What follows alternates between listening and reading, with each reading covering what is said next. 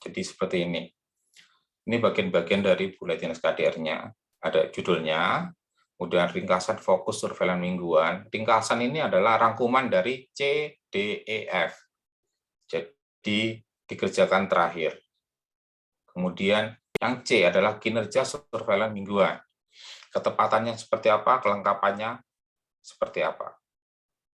Dari pemberi sumber informasi di tingkat puskesmas, bukan ketepatan kelengkapan laporan tingkat puskesmas, tetapi dari sumber-sumber data atau pemberi informasi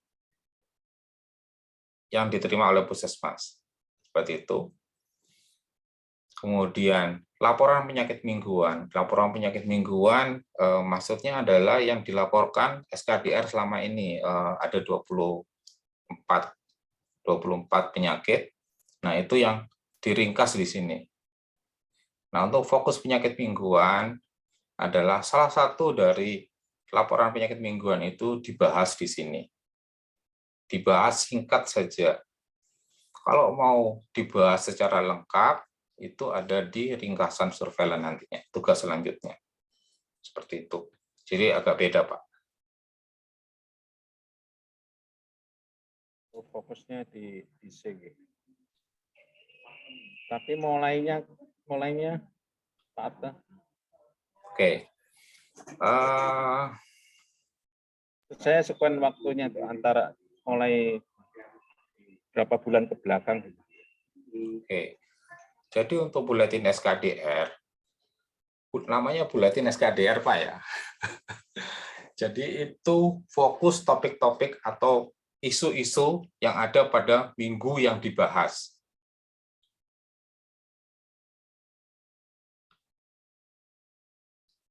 Jadi topik atau yang dibicarakan fokus pada minggu yang dibahas. Mungkin kita lihat langsung dari peserta ya, yang mana ya?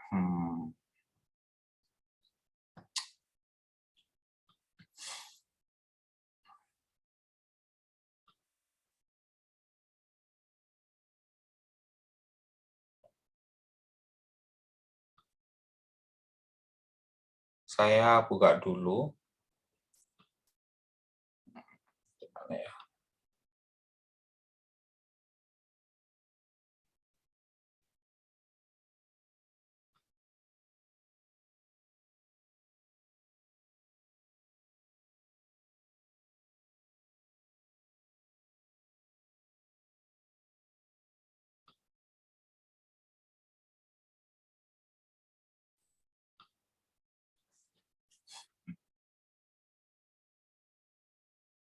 Saya buka di itu aja deh. Oke, gini aja deh. Sebentar saya buka yang contohnya. Contohnya itu siapa ya?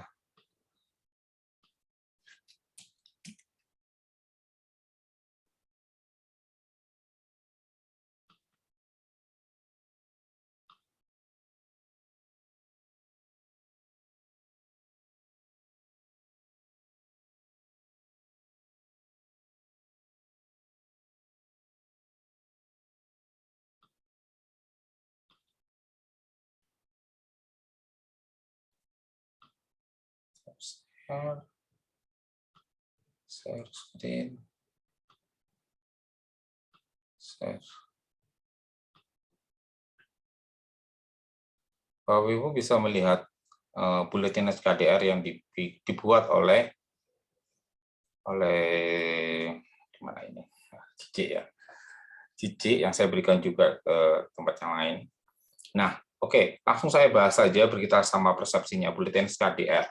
Buletin SKDR tingkat puskesmas itu bukan buletin SKDR tingkat kabupaten. Kalau tingkat kabupaten mereka membahasnya bulanan. Jadi 4 minggu sekaligus langsung dibahas sebagai fokus topiknya pada saat itu.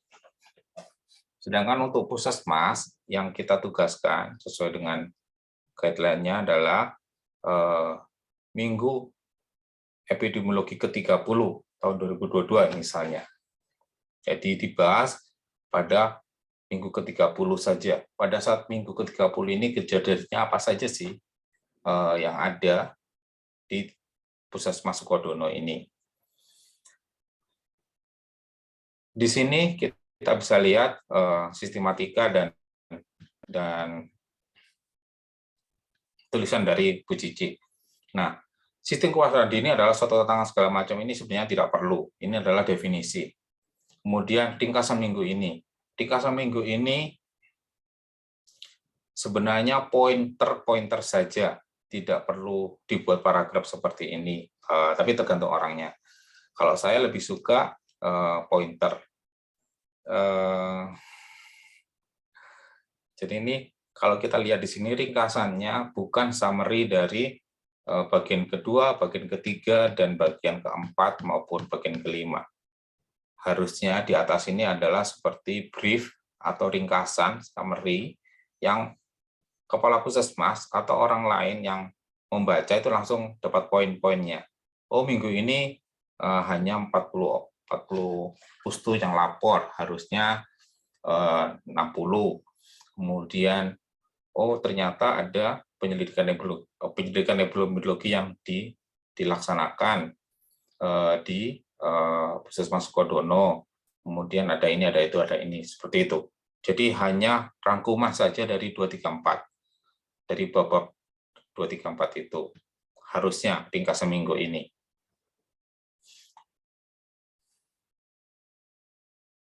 Kemudian ketepatan dan kelengkapan laporan. Bapak Ibu bisa melihat di sini. Di sini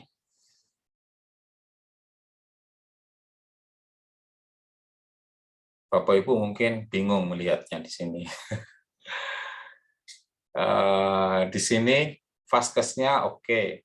Ini yang melapor ke Puskesmas Sukodono. Tapi kita akan susah menganalisa apakah ketepatan dan kelaporan ini sudah bagus atau tidak. Minggu ini tepat. Persen kumulatif lebih dari 80%. Nah, ini tidak jelas tahu sebenarnya datanya seperti apa dan sebagainya. Nah, yang kita harapkan dari sini, ini tabelnya adalah apakah ketepatannya pada minggu ini, apakah semua, pertanyaannya adalah apakah semua Vaskes ini melaporkan tepat waktu. Oke. Kalau lengkap, berarti apakah minggu ini lapor, apakah minggu-minggu sebelumnya lapor juga. Nah, itu tidak terjawab di sini, tidak jelas. Yang kemudian kita, oke, saya tunjukkan dulu.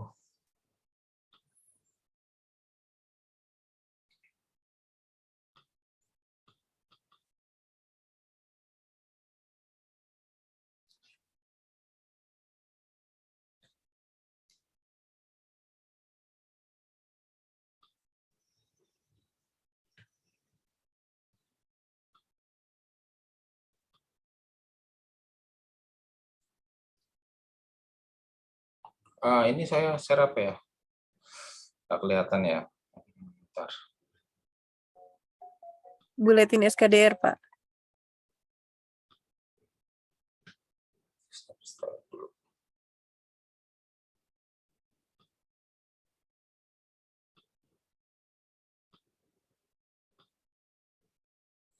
Jadi untuk kinerjanya, ketepatan dan pelaporan, yang kita harapkan tabelnya seperti ini. Unit pelapornya, kemudian ketepatan laporan minggu ini seperti apa, tepat, terlambat, tidak lapor.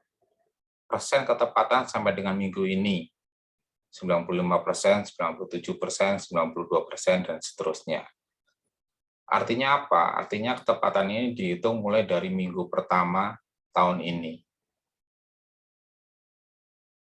Kemudian kelengkapan laporan minggu ini, oke, lengkap tepat. Kelengkapan sampai dengan minggu ini 97% untuk Puskesmas Induk, sedangkan untuk Puskesmas Intal Melian hanya 53%. Berarti kalau sekarang adalah minggu ke 38 misalnya, maka dia hanya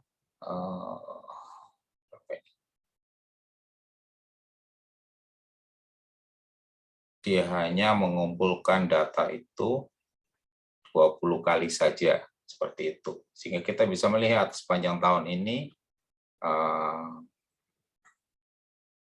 mereka selalu lapor atau tidak. Jadi intinya dibahas pada minggu ini seperti apa. Oh, mereka minggu ini sudah lapor semua.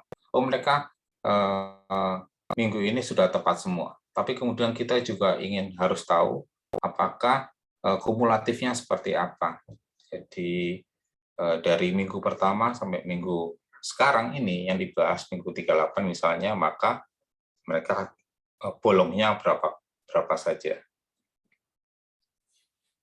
Seperti itu. Jadi harusnya tabel ini atau bisa juga dibuat dalam bentuk grafik, terserah. Tapi yang jelas dia harus menunjukkan bagaimana kondisi saat ini, ketepatan kelengkapannya, dan kemudian bagaimana secara kumulatif atau secara trennya. Karena tidak ada artinya kita melihat, oh minggu ini tepat semua, oh minggu ini lengkap semua. Tetapi ternyata dari minggu 1 sampai 37 tidak ada yang lapor. Itu mengenai ketepatan dan kelengkapan di Buletin SKDR ini.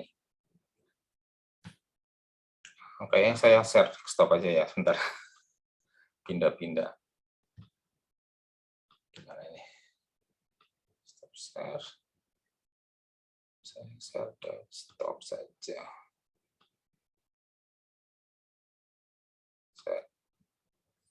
Jadi seperti itu. Jadi tabel yang dibuat Bu Cici ini belum lengkap.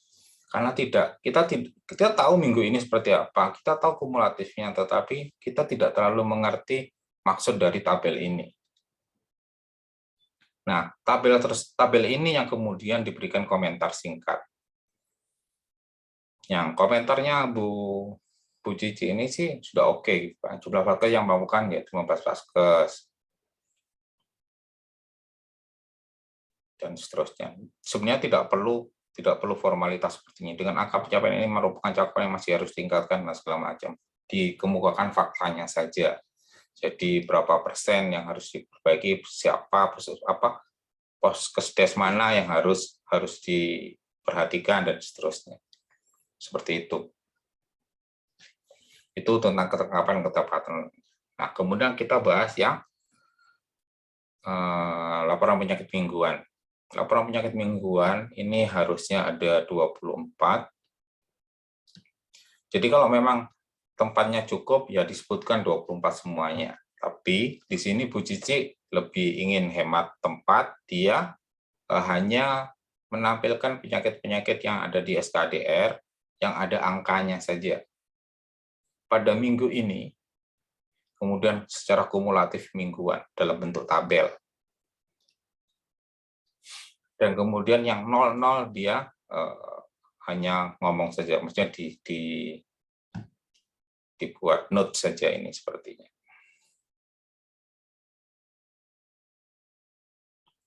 Kemudian beliau juga membuat sedikit penjelasan mengenai tabel ini.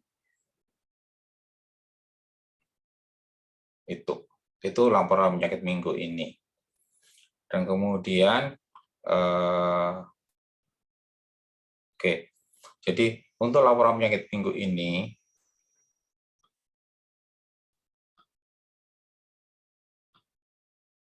bisa dalam bentuk tabel seperti Bu Cici itu. Jadi ini yang seperti Bu Cici tabelnya. Jadi minggu ke berapa, kemudian nama penyakitnya apa saja. Seingat saya sih ada 24. 25 dengan total kunjungan. Nah, kalau ini saya tampilkan semuanya termasuk yang 0, yang tidak ada kasus. Tetapi Bu Cici ingin menghemat tempat, dia menutup yang angkanya 0. Nah, di sini yang kekurangan dari tabelnya Bu Cici ini adalah total kunjungan tidak ada. Nah, sebenarnya akan lebih baik lagi kalau tidak hanya jumlah kasus, tetapi adalah dalam bentuk rate. Jadi dibandingkan dengan jumlah penduduk puskesmas atau jumlah total kunjungan seharusnya. Tapi kalau mereka kesulitan ya sudah seperti ini, nggak masalah kalau saya. Nah, ini juga bisa dibuat tabel-tabel atau grafiknya. Jadi kalau di sini kan hanya kumulatif, kita hanya bisa mengira-ngira, tapi kita tidak bisa melihat trennya. Nah, mungkin kalau mau ditambahin tren, silakan. Jadi seperti ini. Jadi ada trennya, ada grafiknya, minggu 1 sampai minggu yang pas dibahas, kemudian kita bisa melihat trennya. Ini jumlah kasus. Nah, tren juga seharusnya dibuat rate-nya juga bisa dalam bentuk apa? Dari total kunjungan atau dari jumlah penduduk, sehingga kita bisa apa ya, bisa membandingkan antara satu tempat dengan tempat yang lain harusnya. Kalau ini masih dalam jumlah kasus di area akut, tetapi saya tampilkan dalam bentuk pola maksimum minimum, sehingga akan bisa lebih bisa dibahas lagi. Seperti itu. Tuh.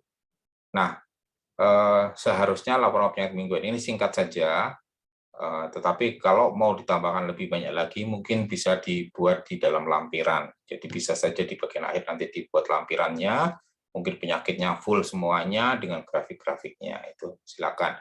Kemarin ada yang membuat seperti itu juga. Ya, terserah mereka seperti apa. Nah, itu untuk laporan penyakit minggu ini, laporan penyakit mingguan. Nah, untuk fokus penyakit minggu ini bisa dipilih salah satu penyakit, terserah penyakit apa, kemudian dibahas secara singkat saja. Di sini Bu Cici sudah lumayan bagus, dia menampilkan tren, kemudian menampilkan jumlah kasus dengan tren, kemudian ada juga pola maksimum minimumnya, sehingga bisa lebih dibahas. Tapi tidak perlu mendalam.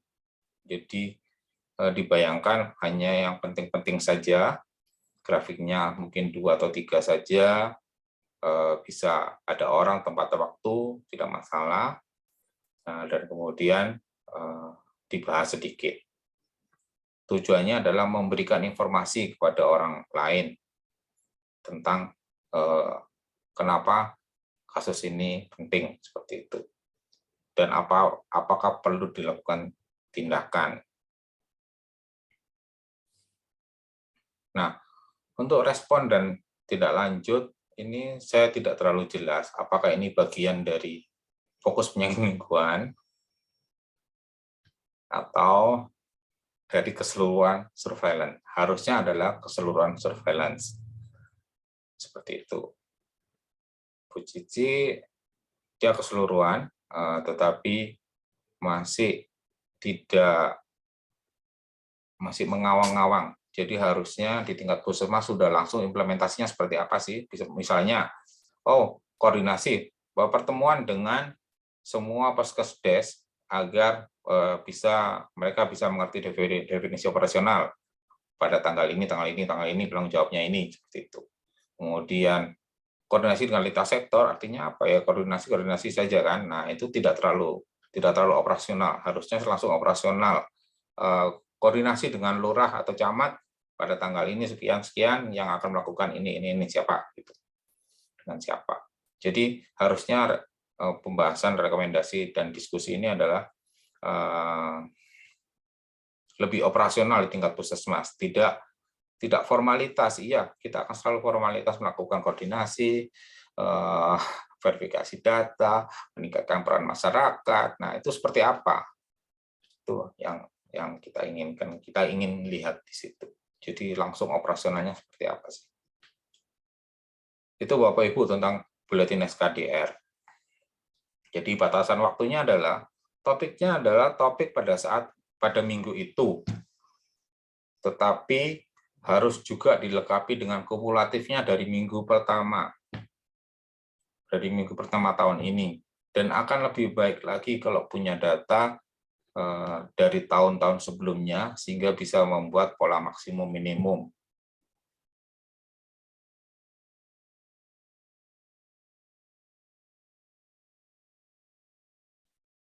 Oke, itu tentang buletin SKDR.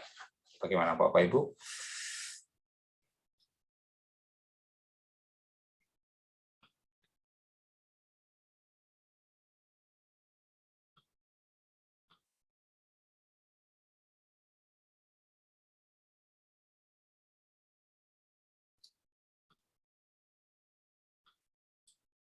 Silakan, ada yang mau dibahas? Bu Nenden bisa menambahkan? Atau ada saya yang salah? Mohon maaf kalau ada yang salah. Ya, Pak Arte, tambahan sedikit saja. Ini dari pengalaman angkatan 1 kemarin ya. Jadi biasanya teman-teman puskesmas itu masih bingung antara definisi kasus di surveillance dengan definisi kasus KLB. Nah, mungkin nanti lebih para Bapak Ibu mentor bisa lebih menekankan lagi perbedaannya begitu ya. Kemudian parameter nilai ambang batas untuk tiap kasus juga kan itu berbeda.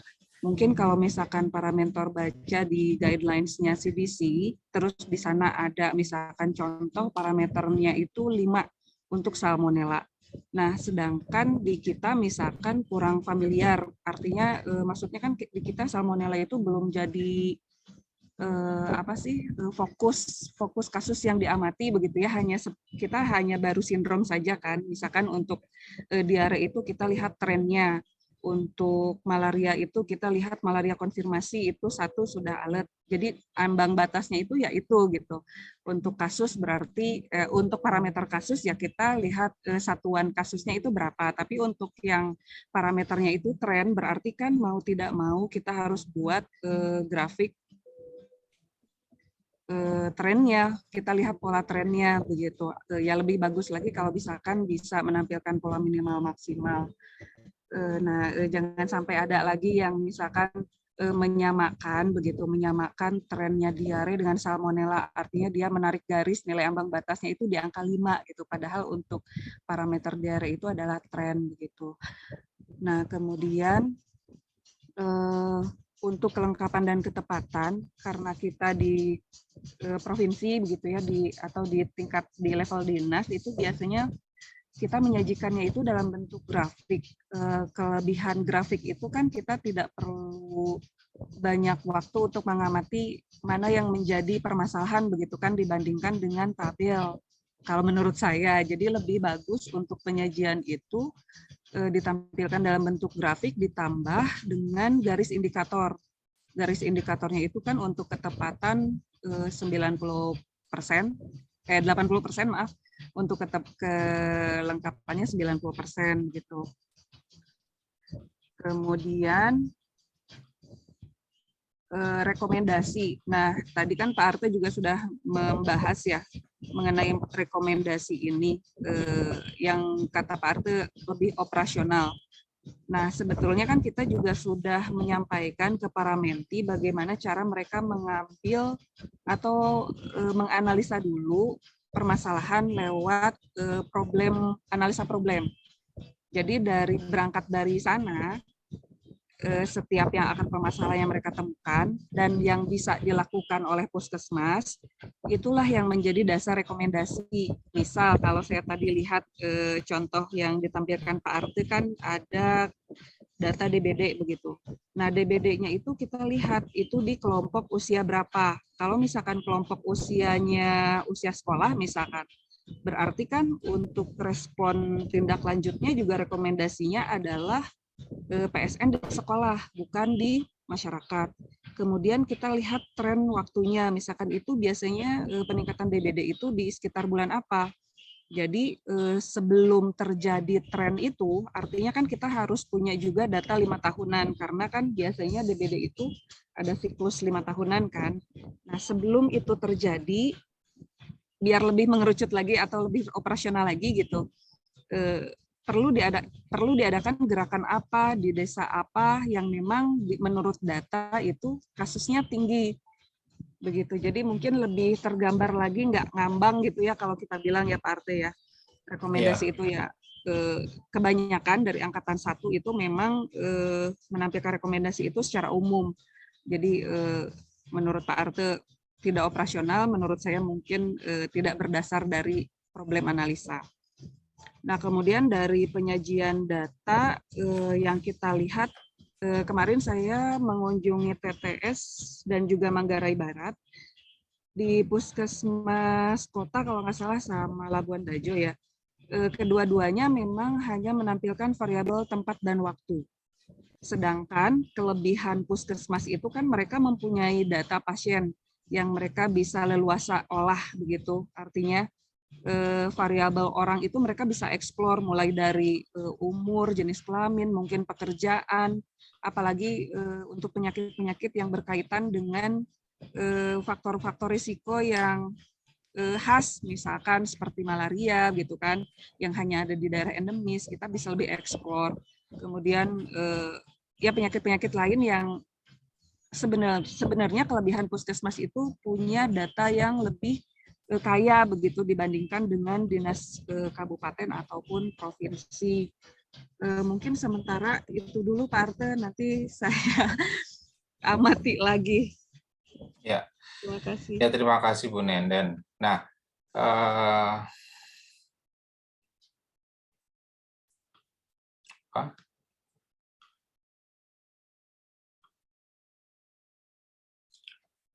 itu tentang Buletin SKDR ya. Untuk Buletin SKDR itu tujuannya lebih banyak bagaimana mereka bisa, jadi tujuan akhirnya itu adalah Buletin SKDR. Tapi untuk membuat Buletin SKDR sendiri, maka teman-teman peserta harusnya bisa mengumpulkan data, mengolah data, dan kemudian menampilkannya dalam bentuk tabel maupun grafik. Jadi kita bebaskan sebenarnya dalam bentuk tabel atau bentuk grafik, tapi yang jelas. Seperti itu.